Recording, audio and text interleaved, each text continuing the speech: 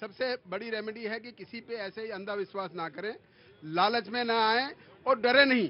कोई भी ऐसी बात हो तो उससे घबराने की जरूरत नहीं है। मेरे कुछ जानने वालों ने, एक ने बताया मुझे कि मेरी सर ये कह देते हैं कि पुलिस की व्हाट्सएप कॉल है, उसमें पुलिस का फोटो है, वो कॉल करके कह रहा मैं फला इंस्पेक्टर बोल रहा हूं। ऐसे बहुत से जो चीट लोग हैं जो इस प्रकार से फोटो लगा के और पुलिस का एम्बलम भी लगाते हैं। वो पुलिस का एम्बलम लगाते हैं, जैसे अभी बताया मैंने कि वो पुलिस स्टेशन का पूरा सीन क्रिएट करते हैं, पूरे फिल्मी स्टाइल में काम करते हैं। पूरा पुलिस स्टेशन, वर्दी और उनके पास हथकड़ी, लॉकअप, ये सब दिखाते हैं वो। और यही दिखाने के बाद आदमी डर जाता है कि वास्तव में ये तो पुलिस वाले तो सर लॉ क्या कहता है? कहता है कि मैं गिरफ्तार करने आ रहा हूं, तो ऐसा होता है क्या? ऐसा कभी नहीं होता। कोई गिरफ्तार करने ऐसे किसी फोन करके कोई गिरफ्तार करने नहीं आता। और कोई भी आते कहे गिरफ्तार करने आता आ जाओ, जो ही आदमी ऐसा बोलेगा आ जाओ मैं यहीं पे हूं, कोई नहीं आएगा, बिल्कुल नहीं आएगा। ये हिम्मत रखनी चाहिए आदमी को हमेशा कि कोई भी ऐसी कॉल करे तो कहता आ जाओ भैया, कोई दिक्कत नहीं है, हम यहीं पे हैं।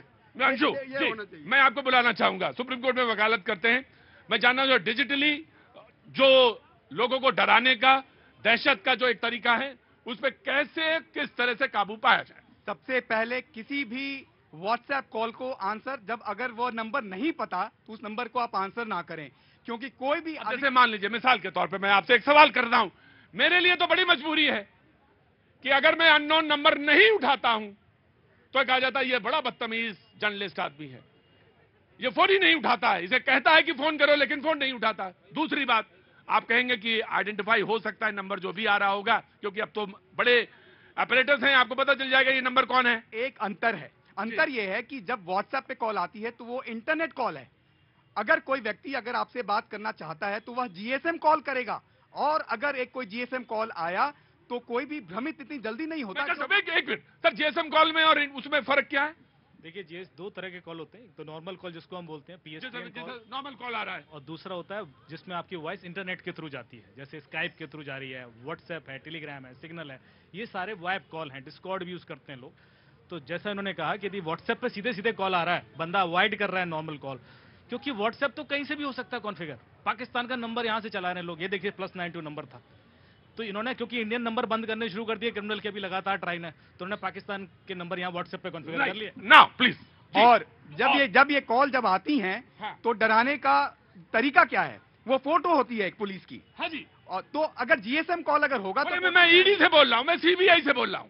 कभी भी अगर व्हाट्सएप कॉल है तो वो आधिकारिक कॉल नहीं होती। ये जो भी दर्शक देख रहे हैं उन्हें समझना चाहिए, आधिकारिक कॉल हमेशा जीएसएम कॉल होगी। अगर पुलिस आपको बुलाना भी चाहती है तो वह एक हिंदुस्तानी नंबर होगा और वह जीएसएम कॉल ही होगा। ये देखिए बहुत इंपॉर्टेंट है, वो व्हाट्सएप कॉल नहीं हो सकती, बिल्कुल भी नहीं हो सकती, बिल्कुल भी व्हाट्सएप कॉल नहीं, बिल्कुल नहीं हो सकती। वो कॉल अगर होगी तो नॉर्मल कॉल होगी, लैंडलाइन जिसे कहते हैं, लैंडलाइन होगी या मोबाइल नंबर होगा। हाँ। लेकिन वह जीएसएम कॉल ही होगा। और अगर व्हाट्सएप पे कॉल, इसको नॉर्मल कॉल बोलेंगे, वो होगी, व्हाट्सएप कॉल नहीं होगी। कोई भी ऑफिशियल आदमी बात करेगा तो नॉर्मल कॉल से बात करेगा, व्हाट्सएप से कोई ऑफिशियल काम नहीं करता, कोई बात नहीं करता। राइट सर जी। और इसका कारण यह है कि अगर व्हाट्सएप कॉल हुई तो प्रॉक्सी वेबसाइट होती हैं, जैसे कि यहां बैठकर अर्मेनिया की किसी वेबसाइट के थ्रू यहां पर कॉल कर लिया गया, तो वो ट्रैक करना बड़ा मुश्किल होता है, हिंदुस्तानी पुलिस उसको पकड़ नहीं पाएगी और वह कानून भी दूसरा होगा।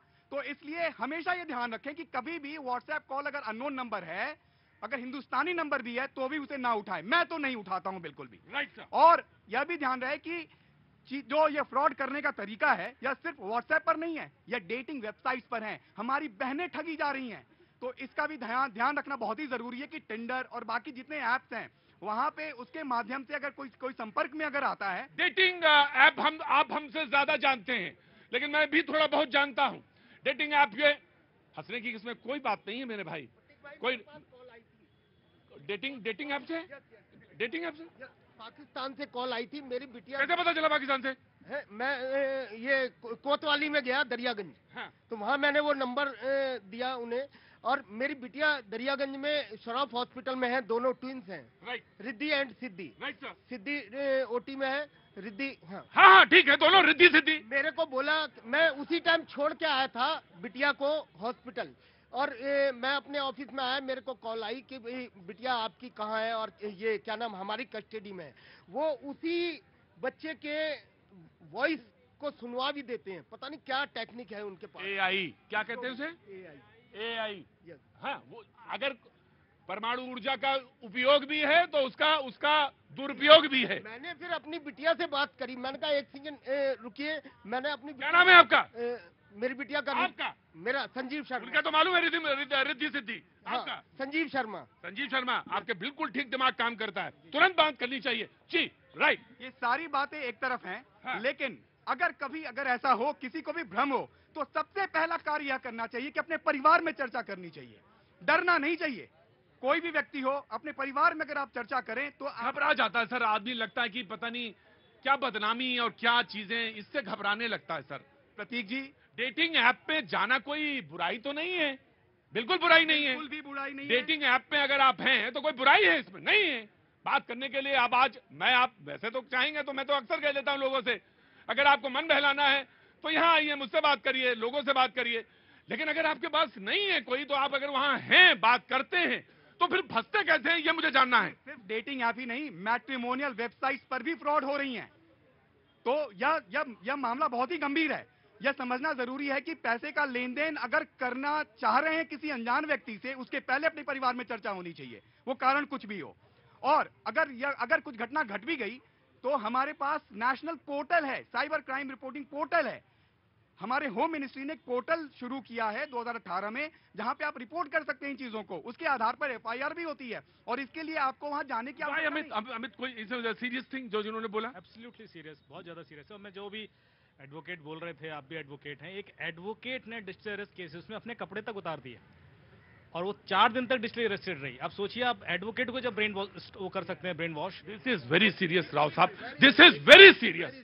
मतलब अगर कोई, मैं आपको ही बुला रहा हूं, कोई एडवोकेट आपको इतने ऊपर मेंटल प्रेशर डाल दिया जाए, इतना मेंटल प्रेशर डाल दिया जाए। साइकोलॉजिकली विन करते हैं लोगों को, साइकोलॉजी ऐसी उसको घुमा देते हैं, उसको सोचने की शक्ति बंद हो जाती है। अभी रिसेंटली जो हुआ था, एक आदमी को पूरा 2 दिन तक उसको रिटायर्ड बैंक ऑफिशियल को उसको अपने घर में अरेस्ट रखा, और उसने अपने घर को नहीं बताया, जैसे बता रहे हैं वकील साहब। तो अपने घर में अगर शेयर किया होता ना ये बात, तो ये ऐसी बात होती नहीं। लेकिन ऐसा करते हैं कि तुम किसी को बता दोगे तो हम तुरंत अरेस्ट कर लेंगे तुम्हें, ये वाला डर दिखाते हैं वह। एक बार मेरे एक दोस्त ने मुझे कहा कि मेरी बेटी को, उन्होंने कहा कि वो थाने में अरेस्टेड है, तो मैंने कहा तू अपनी बेटी से बात करो। तो उन्होंने बात की, थोड़ी देर में मेरे बताने के बाद बेटी तो अपनी कॉलेज में पढ़ रही थी, लेकिन उसको इतना डरा दिया था कि तुम्हारी बेटी थाने में अरेस्ट है, तुम पैसे भेजो। राव साहब पूर्व डीसीपी हैं यहाँ पे दिल्ली पुलिस से। आज खास तौर से मैंने बुलाया शो में इसलिए कि बहुत सारे लोगों के अंदर सवाल हैं